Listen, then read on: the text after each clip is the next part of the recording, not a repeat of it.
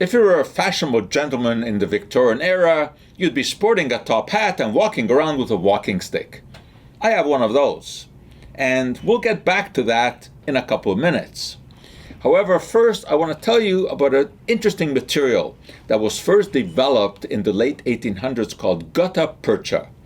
Well, gutta percha is actually an exudate of a tree. It grows mostly in Asia.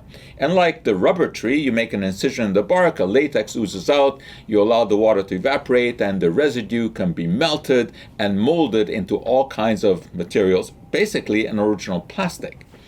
I have a sample of that here. This dates back to the 1800s. It is a jewel box that was made out of gutta percha. Very, very nice, and of course is a historic item.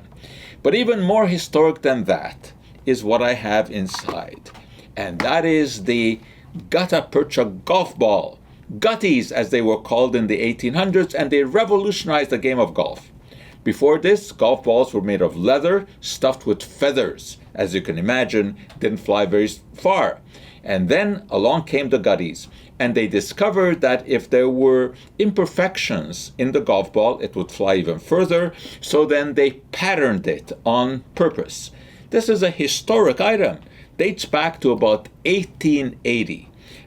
Obviously today, this is not the golf ball that is used, but there are people who still play with such balls. They're called hickory golfers because they use the old-fashioned golf shafts on the clubs made of hickory wood, and they still love to play with these golf balls, and there are tournaments based upon that. Anyway, back to the walking stick. In the old State House in Boston, there's a walking stick on exhibit, and it is made of gutta percha. Now, admittedly, mine here is made of wood, but that one is made of gutta percha. Why is it there? Because of its historic relevance.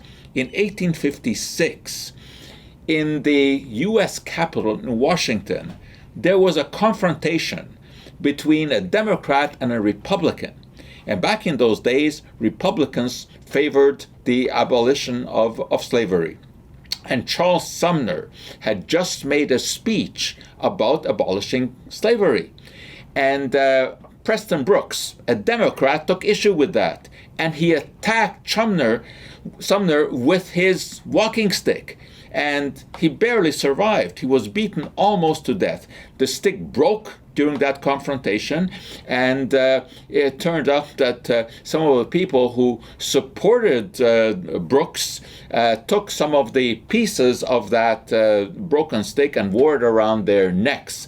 Very similar to the kind of nasty politics that is practiced today, although they don't beat each other practically to death in the Senate. Some of the language that is used is pretty reminiscent of the Sumner era. Anyway, my stick here is made of wood, but you can see why I favor this particular stick. And as far as the golf ball goes, today it is no longer made of gutta percha. There's a lot of technology in here.